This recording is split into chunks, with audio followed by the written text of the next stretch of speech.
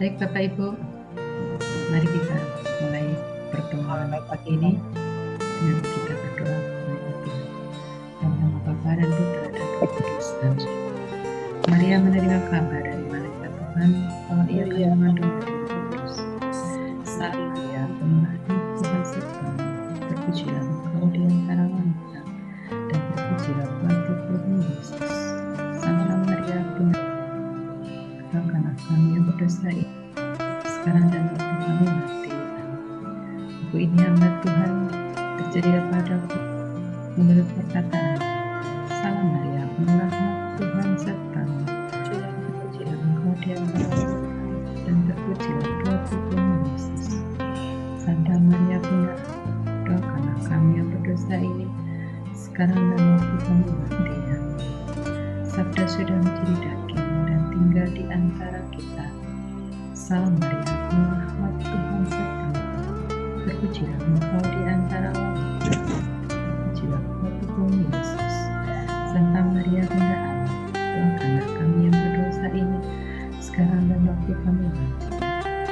Doakanlah kami ya Santa Bunda Allah, supaya kami dapat menikmati janji Kristus. Ya Allah, karena kabar malaikat yang mengatakan Yesus Kristus Putramu,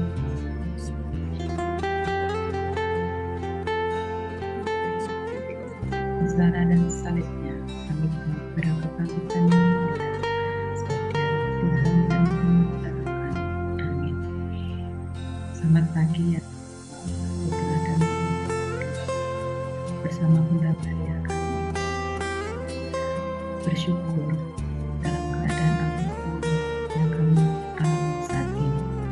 Juga puji dan syukur atas hari baru kami juga, di mana kami boleh kembali memperbaiki segala tingkah laku kami hari sungguh tidak berkenan kepada semoga hari baru ini kami memberi sebaik-baiknya terutama untuk melayani dengan tulus, terutama juga puji dan memuliakan diri. Sebelum kami beraktivitas pagi ini, kami ingin mendapatkan sabda dan yang pasti memberikan bagi kami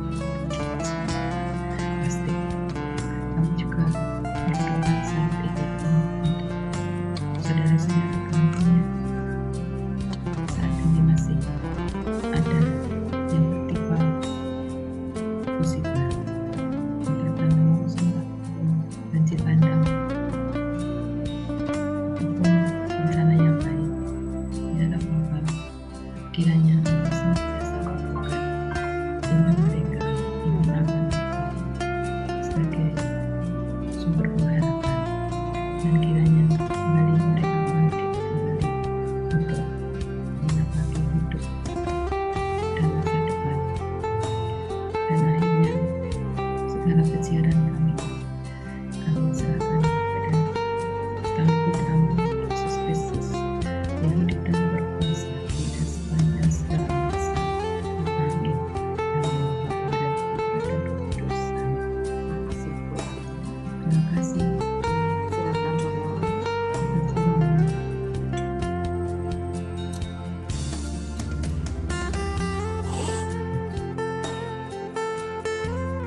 Sudah Romo. Ya, selamat pagi. Ya, Pagi Mo. sehat-sehat semua ya. Puji Tuhan. Berkat doa dari Romo. Ya, sehat-sehat ya. Amin. Ya. Kita mau mencoba untuk mengenal Santo Paulus, riwayat hidupnya dengan lebih panjang lagi, lebih detail. Tentang tahun-tahun hidup Paulus, memang kepastiannya tidak pernah bisa dilihat dengan jelas, tetapi kira-kira biasanya kalau menyelidiki seseorang yang sudah kuno itu tidak pernah pasti. Kalau kita tanya kepada nenek atau kakek kita, opa oma, opa lahir tahun berapa? Biasanya jawabnya dihubungkan dengan peristiwa. Ketika Gunung Kelut meletus, itu saya sudah jalan-jalan misalnya. Nah, maka kelahiran Santo Paulus itu diperkirakan, ya. Jadi antara, kalau selisih 10 tahun itu masih agak normal. Ya. Kira-kira tahun 5 sampai tahun 15. Ya. Kalau sampai tahun 10 itu Paulus lahir di Tarsus.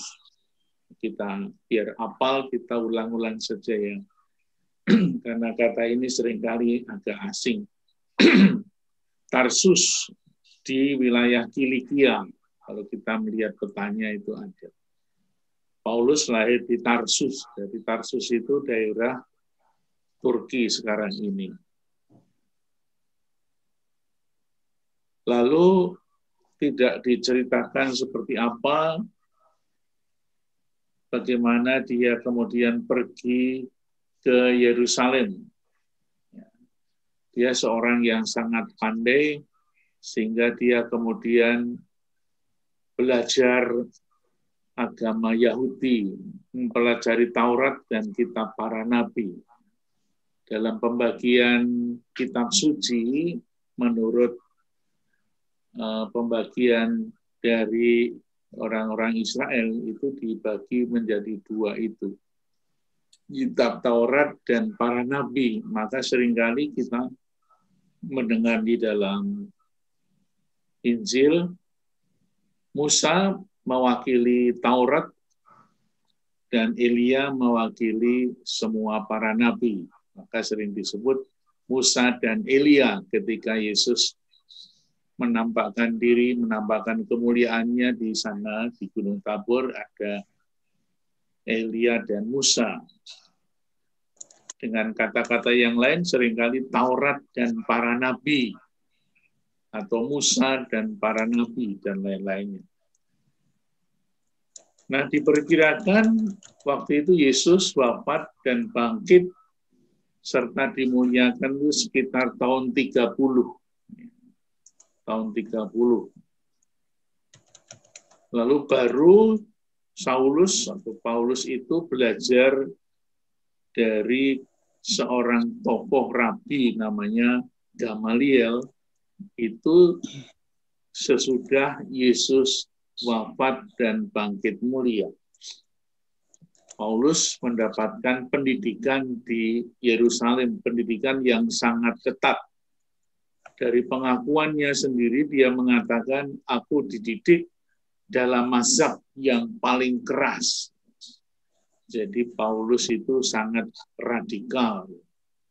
Paling keras berarti semua hal-hal yang sulit, semua hal-hal yang sangat tidak mudah itu dipelajari dan ditaati oleh Paulus ketika dia belajar di Yerusalem pada zaman rabinya Gamaliel. Dan dia belajar di sana menjadi seorang Farisi, itu syaratnya belajar 6 tahun ya, baru bisa lulus.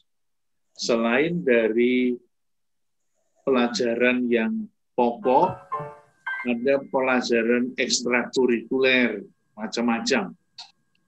Paulus memilih salah satunya adalah membuat tenda. Jadi ahli camping Paulus itu. Maka kalau Paulus bisa hidup, itu dia bekerja membuat tenda supaya dia bisa hidup, menjual tenda, memasang itu. Dan kita tahu ketemu di Korintus dengan 2 orang suami istri yang diusir dari Roma pada zaman Kaisar Claudius. Dia adalah Priska dan Aquila, suami istri. Suaminya Aquila, istrinya namanya Priska atau Priscilla. Itulah kehidupan Paulus. Sambil mengajar, dia mencari nafkah juga. Sekitar 2 tahun sesudah Yesus wafat dan bangkit mulia, itu Stefanus itu mati, dilempari batu. Dan Paulus termasuk orang yang menyetujui penganiayaan Stefanus. Baru kemudian, tidak lama kemudian, kita sudah melihat Paulus menjadi umat Kristen. Paulus menjadi pengikut Yesus ketika Paulus menerima penampakan Kristus dalam perjalanannya menuju ke Damsyik. Lalu ia pergi kemana setelah itu? Ada banyak cerita yang kadang-kadang satu dengan yang lain bisa berbeda. Misalnya katanya dia pergi ke tanah Arab, kembali ke Damsyik lagi, kemudian ke Yerusalem lagi. Lalu sekitar tahun 37 itu Paulus menemui para rasul di Yerusalem. Jadi setelah menerima penampakan dari Yesus, kemudian Paulus menemui para rasul. Kita bisa melihat kemarin sudah kita baca sedikit, menemui para rasul di Yerusalem dan banyak yang curiga. Tidak percaya kalau Paulus itu sudah bertobat. Maka tidak mudah diterima oleh orang-orang Yerusalem. Sehingga ceritanya kemarin karena tidak dipercaya, lalu dilempari batu, mau dibunuh. Jadi Paulus itu membuat gaduh di Yerusalem karena perubahannya yang sangat drastis. Sehingga orang-orang tidak mudah percaya, bahkan Paulus mau dibunuh. Sehingga kemarin kita lihat Paulus diselamatkan oleh murid-muridnya dengan keranjang melompat tembok, lalu dia diungsikan kembali ke Tarsus. Itu sekitar tahun 37. Lalu baru muncul kembali sekitar tahun 43 atau 44. Kita bisa melihat berapa tahun itu Paulus di Tarsus. Sekitar 6-7 tahun dia harus menyendiri, mengungsi di Tarsus. Baru pada saat itu, tahun 43-44, Barnabas itu menjemput, mencari Paulus yang sedang berada di sekitar Tarsus untuk dibawa ke Antiokhia. Itulah peristiwa yang sangat merubah Paulus dari tempat persembunyiannya menjadi orang yang sangat terkenal. Lalu bersama dengan Barnabas dan Markus itu mengadakan perjalanan yang pertama, misi yang pertama yang dimuat dalam Kisah Rasul bab 13-14. Itu perjalanan Paulus yang pertama bersama dengan Barnabas. Kemana saja perjalanan yang pertama itu tidak terlalu jauh. Di Pisidia, di Derbe, di Antiokhia. Antiokhia yang satu, karena ada dua kota Antiokhia. Kota Antiokhia yang pertama itu di tempat mereka semua disebut sebagai Kristen untuk pertama kalinya. Bab 11 ayat 26. Lalu Antiokhia yang kedua itu di seberang. Mereka kemudian ke Paphos, kemudian ke Pisidia dan Derbe dan lain-lainnya. Itu perjalanan pertama. Sesudah itu mereka kembali. Jadi perjalanan pertama itu tidak terlalu jauh. Kembali lalu mengikuti sidang Yerusalem atau konsili Yerusalem yang pertama. Inilah pertama kalinya para rasul mengadakan konsili Yerusalem itu tahun 49. Jadi Konsili Yerusalem itu diadakan 20 tahun sesudah Yesus bangkit dan mulia. Di sana ada apa Konsili Yerusalem? Di awal-awal karya para murid Yesus sudah terjadi sebuah pertentangan atau sebuah konflik antara pengikut-pengikut Paulus Barnabas dan pengikut Petrus dan kawan-kawannya. Kenapa? Karena Petrus latar belakangnya dan juga para murid yang lain latar belakangnya adalah orang Yahudi. Maka mereka memberikan syarat kalau ada orang yang bukan Yahudi, misalnya orang Yunani seperti di Antioquia, di tempat di mana Paulus dan Barnabas itu tinggal dan mewartakan Injil, Petrus memberikan syarat bahwa orang-orang Yunani harus mengikuti adat istiadat Yahudi. Menurut Paulus tidak perlu, Paulus dan Barnabas tidak perlu kalau orang-orang bukan Yahudi mau masuk Kristen, itu tidak perlu belajar budaya Yahudi, sehingga terjadi ketegangan yang luar biasa. Maka diselesaikan di Yerusalem oleh saudara Tuhan Yesus namanya Yakobus.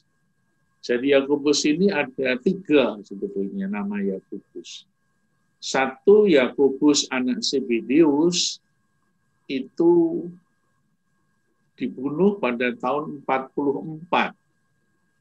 Sidang Yerusalem ini tahun 49. Lalu ada Yakobus muda yang nanti meninggal tahun 62. Yakobus Alpheus yang sudah kita pelajari.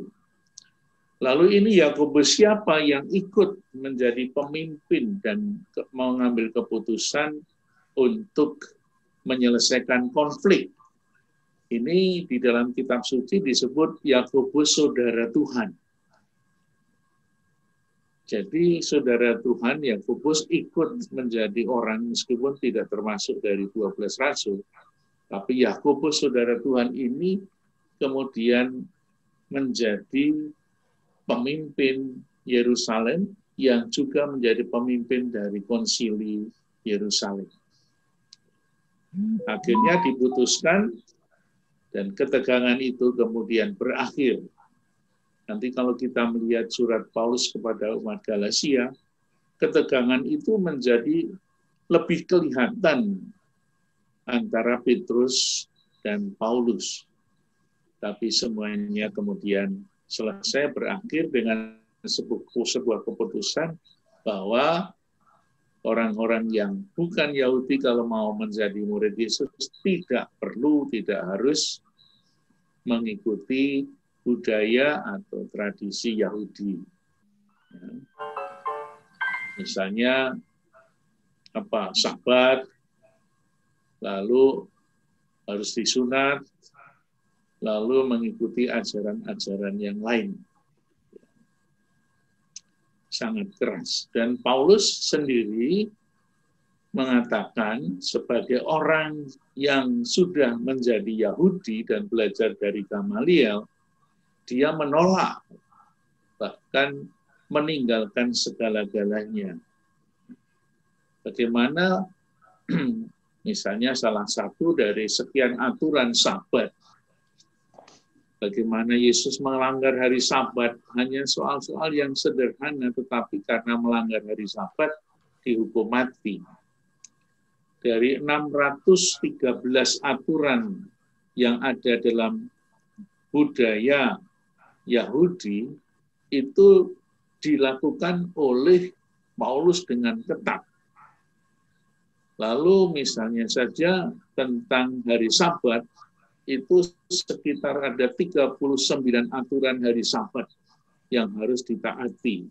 Sabat hari suci, maka tidak boleh orang bekerja.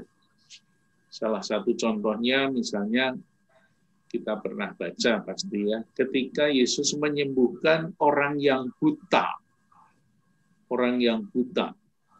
Ceritanya adalah Yesus meludah, kemudian mengaduk dan mengoles ke mata orang buta itu.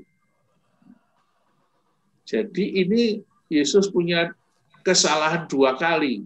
Yang pertama, mengaduk itu bekerja pada hari Sabat.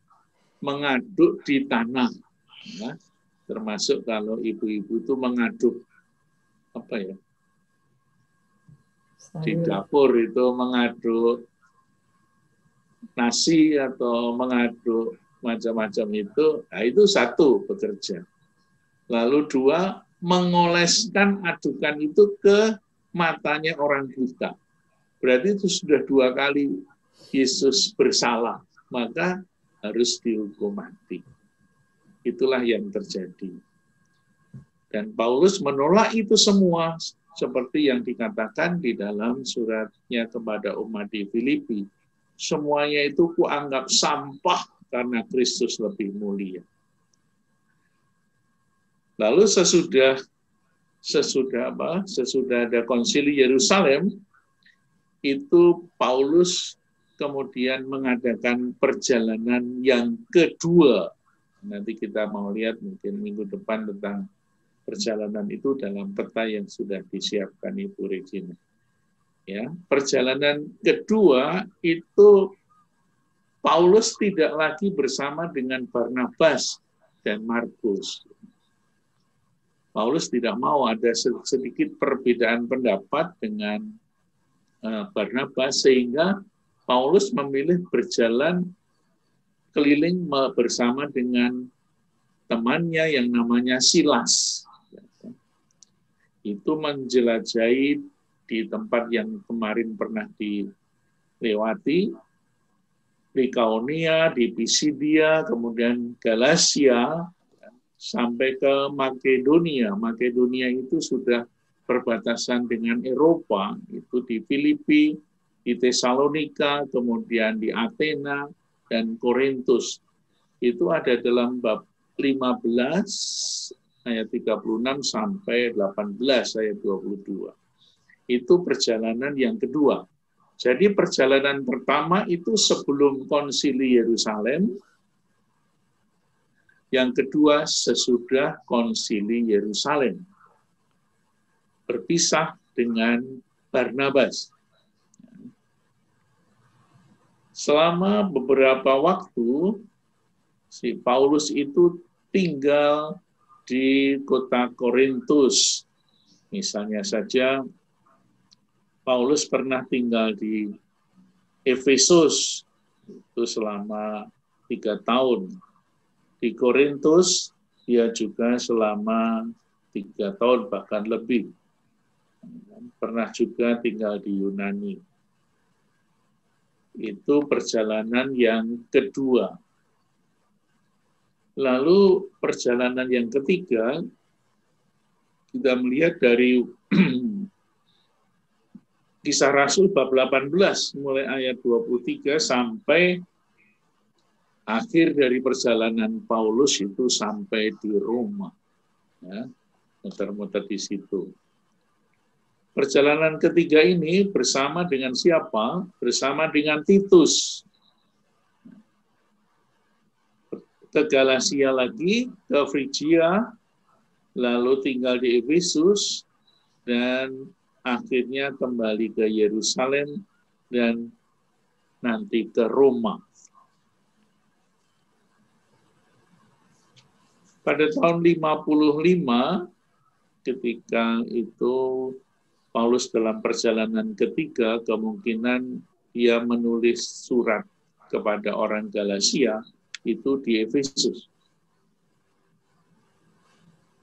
Lalu sekitar tahun 57, itu Paulus mengunjungi Korintus, menulis surat kepada umat di Korintus yang pertama. Pada tahun yang sama, Paulus pergi ke Makedonia, ditulislah surat Paulus kepada umat di Korintus. yang kedua. Lalu itu dia tinggal sampai tahun 58 di Korintus. Maka Paulus menulis surat yang cukup panjang ketika dia tinggal di Efesus.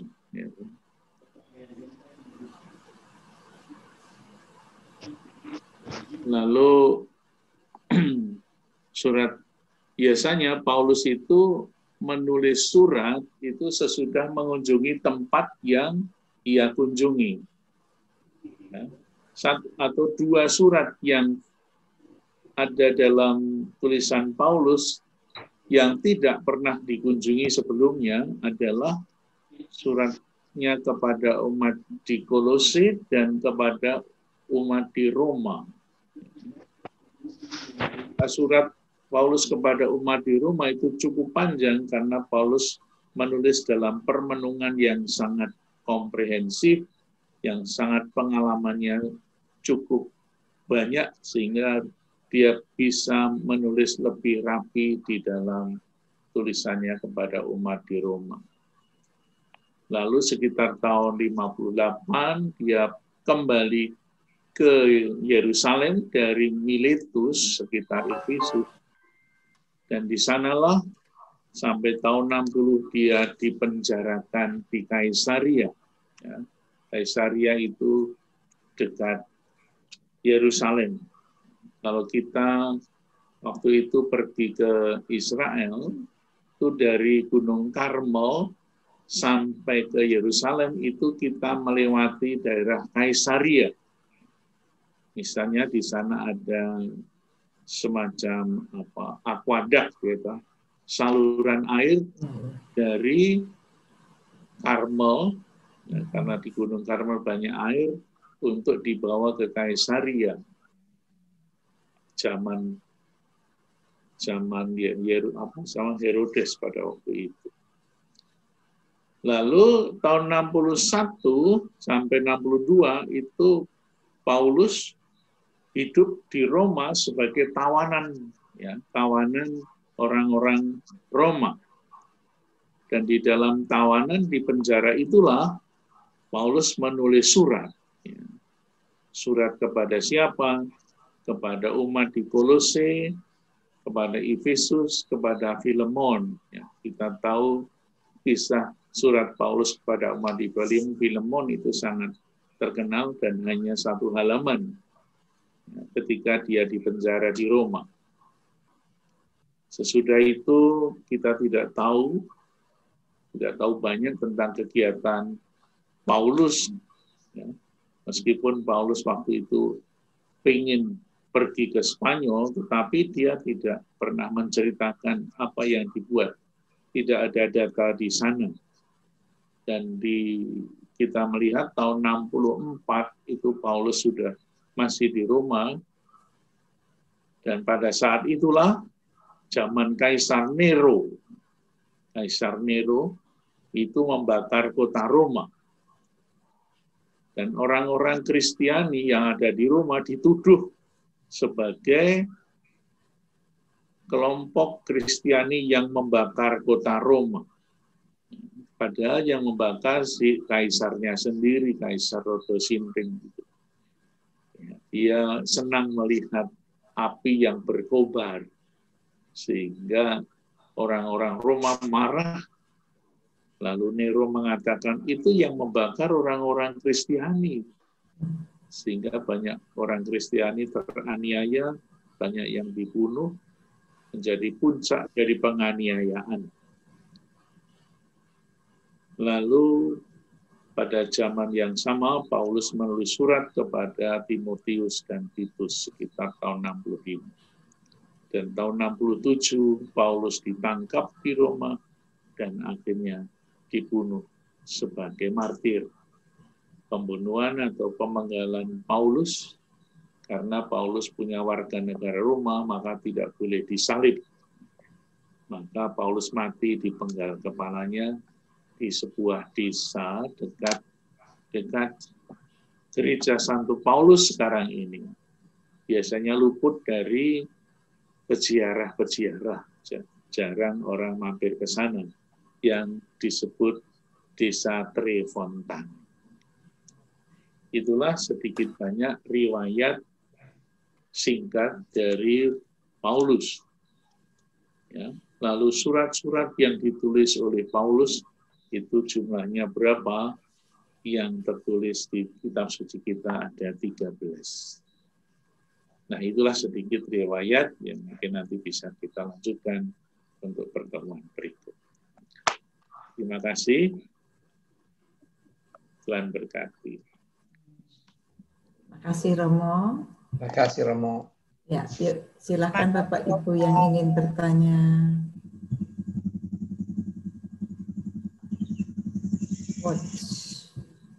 Yuk, Bapak Ibu yang mau bertanya dipersilahkan.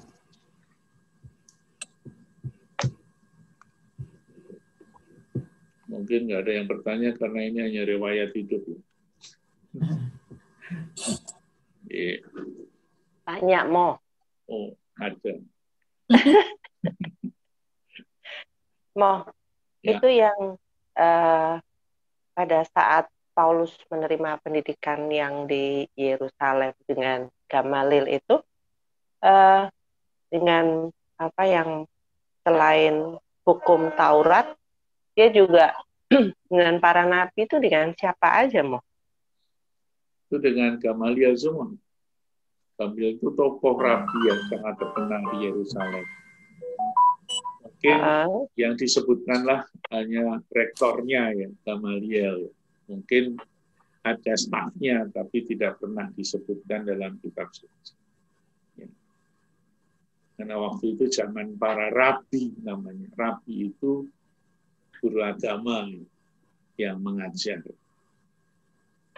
Banyak orang yang menjadi Farisi, bukan hanya Paulus.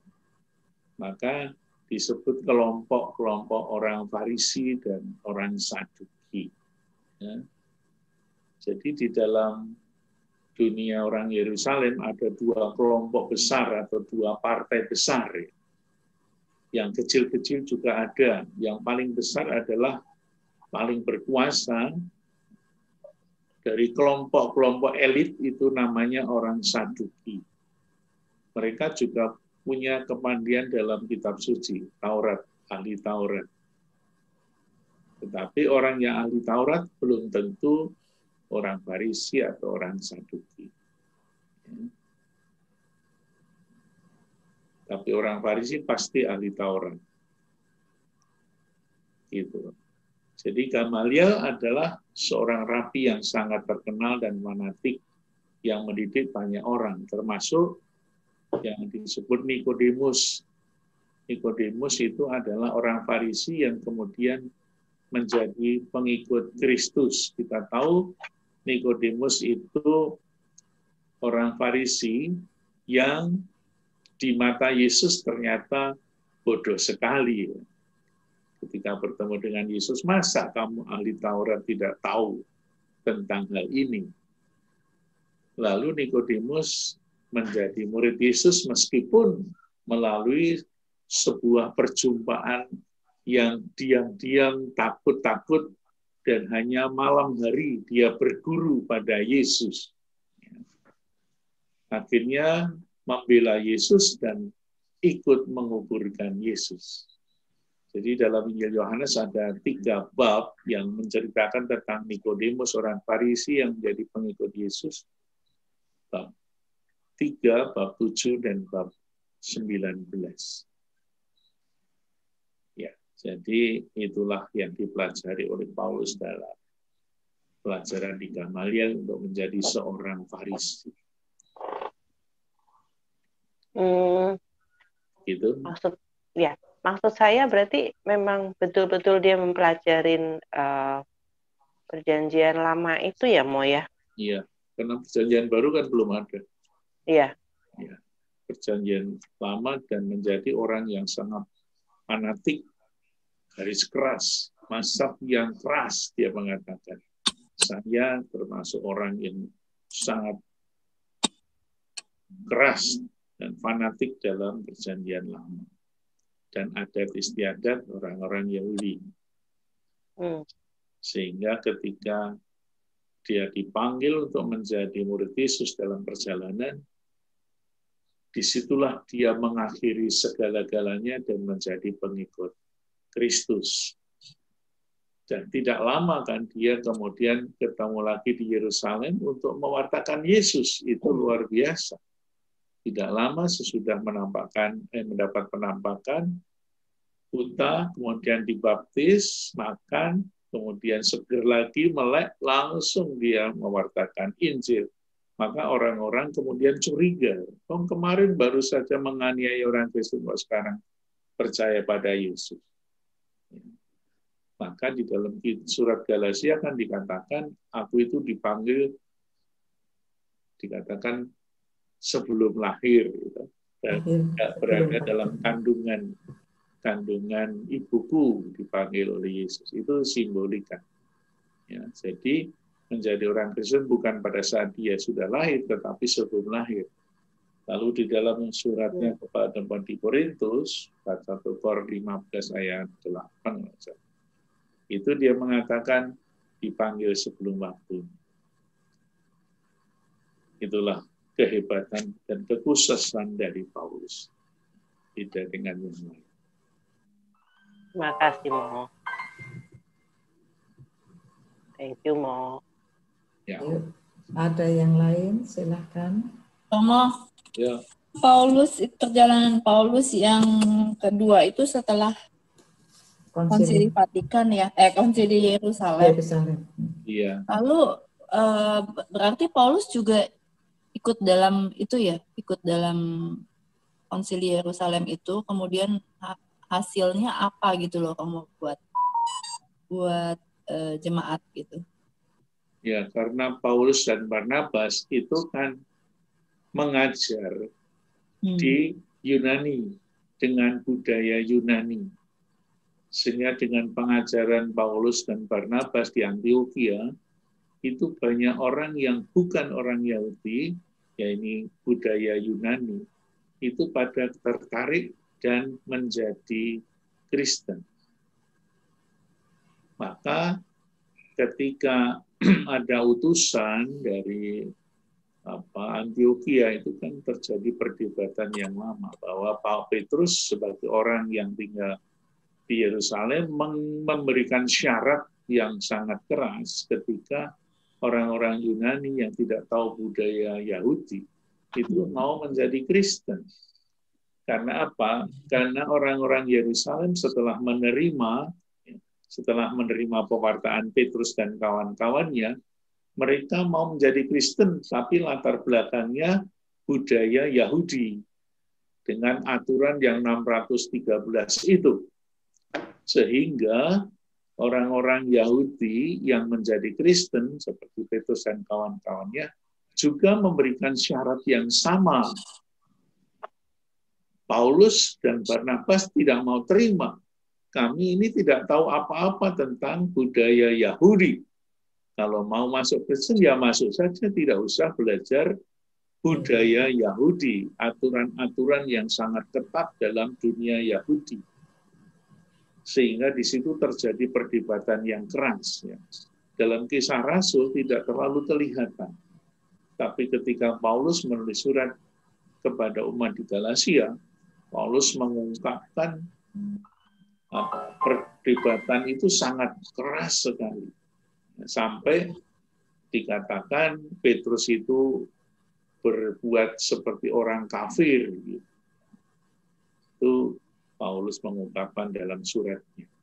Sehingga kita bersyukur dengan Konsili Yerusalem, ya, karena hasilnya apa akhirnya? Akhirnya hasilnya itu bahwa orang-orang yang bukan Yahudi tidak perlu mempelajari atau menjadi orang yang mengikuti budaya Yahudi.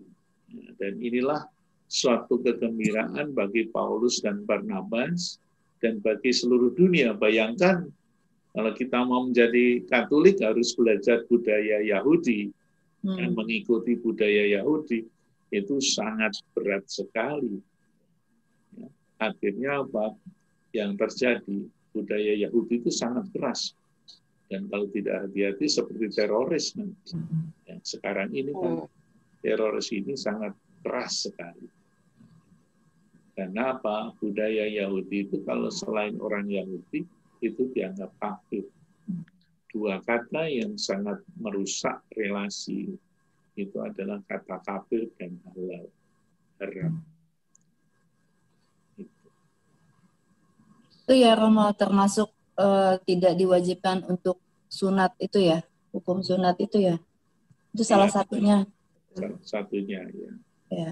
Berarti kan hasil dari konsili Yerusalem itu apa ya? Cikal menjadi cikal bakal dari etika Kristen gitu ya, Mo? Ya. Terima kasih Romo. Jadi budaya Yahudi kita tidak perlu ikut. Ya, berarti kan nggak menjalankan hukum Musa secara keseluruhan gitu kan? Makasih, Meskipun di dalam budaya Yahudi juga banyak yang baik-baik ya. Iya. Yang tidak pernah, yang juga masih kita pakai dalam perjanjian lama. Misalnya kitab Mazmur itu kan dalam perjanjian lama masih bagus-bagus tulisannya. Iya, betul. Ya Romo, terima kasih. Romo menyambung pertanyaan. Oh, ada yang mau tanya lagi? Ya. Pak Renaldi mau nanya, silakan Pak Renaldi. Ya. Menyambung pertanyaan tadi. Dulu kan konsili Yerusalem membuat Kristen ini menjadi internasional, budaya internasional. Ya. Sekarang ada nggak konsili Vatikan yang membuat budaya lokal seperti budaya Jawa dimasuki dalam liturgi gitu? Inkulturasi maksudnya. Ya, hasil konsili Vatikan kedua itu. Oh, konsili Vatikan kedua. Terima kasih, Romo. Dulu sebelum konsili Vatikan kedua, kita masih mengalami bahwa semua ibadat di seluruh dunia itu pakai satu bahasa, bahasa Latin. Sehingga orang-orang zaman dahulu itu pinter-pinter pakai bahasa Latin. Bahkan nyanyi Latin itu semua hafal. Bahkan sampai nenek-nenek pun itu hafal, karena tiap hari di gereja nyanyinya bahasa Latin. Maka ketika ada seorang Katolik yang sudah tua lahirnya, misalnya tahun 50, sebelum tahun 50, itu pinter nyanyi bahasa Latin, hafal tanpa teks. Karena itu hampir setiap minggu dinyanyikan itu, bahkan setiap hari. Bapak-bapak itu kalau latihan kur, itu di kampung itu pakai bahasa Latin semua, sehingga meskipun kita tidak ikut kur, itu bisa mendengar. Dan itu bahasa Latin semua. Baru tahun 65 itu berubah menjadi bahasa lokal. Saya masih ingat ketika waktu itu saya masih kelas 6 SD, kelas 5-6 SD, melihat pastor parokinya itu mengumumkan sebuah perubahan dan tentang tata cara perayaan Eucharistis. Misalnya dulu masih ingat imam itu kalau misa itu membelakangi umat, itu zaman dulu. Lalu saya masih menjadi misdinar itu zaman sebelum konsili Vatikan. Ya, saya kelas 2 SD itu sudah komuni pertama, sehingga kelas 3 sudah boleh jadi misdinar. Bagaimana waktu itu bahasa Latin tiap hari, dan anak-anak misdinar itu kalau latihan, itu latihan membaca bahasa Latin. Karena misdinar itu harus menjawab doa-doa dalam bahasa Latin. Sehingga anak kelas 3-4 SD itu sudah bisa bicara bahasa Latin. Ya, dalam arti terbatas dalam misa ya, dan nyanyian. Sehingga nyanyian Kyrie, Gloria, Credo, Agnus Dei itu di luar kepala semua. Itu semua umat zaman itu. Akhirnya tahun 65 ada inkulturasi bahasa setempat, lalu kemudian gereja mengajarkan bahwa Tuhan Yesus itu hadir. Allah itu hadir di dalam setiap budaya manusia. Sehingga sekarang orang-orang menghayati kehadiran Tuhan dalam budaya-budaya setempat. Yesusnya sama, tapi budayanya masing-masing. Itulah yang terjadi. Oke.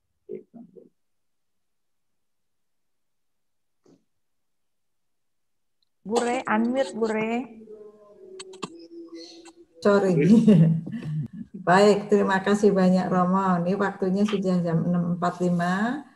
Kita untuk sementara kita akhirin dulu. Kita sambung untuk minggu depan hari Senin. Ini makin seru ya, kita bicara tentang Paulus ya. Dan kita makin paham bagaimana sifat karakternya Paulus yang sangat radikal itu.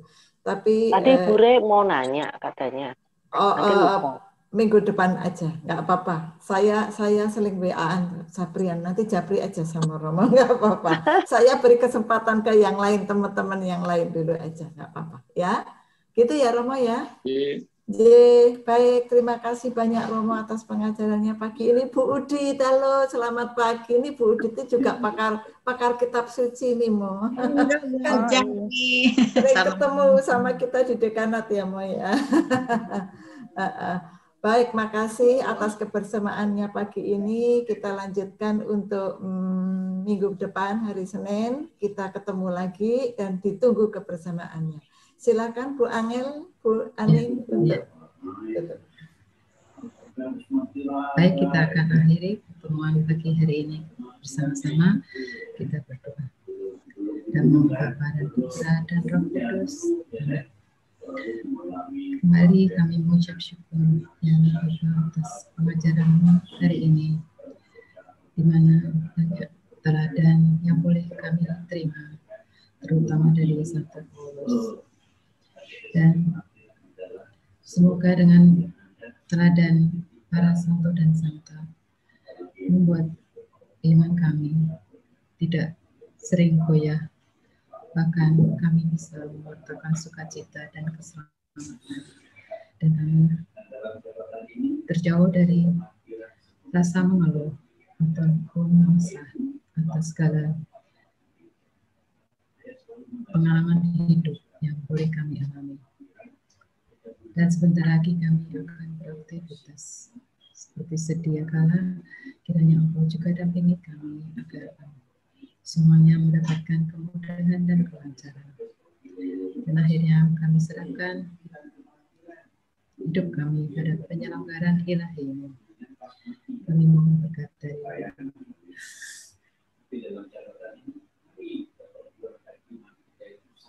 berkat Tuhan sertamu Dan sertamu juga. Semoga hari ini kita semua didampingi kata yang Maha Kuasa. Terima kasih Romo. Terima kasih.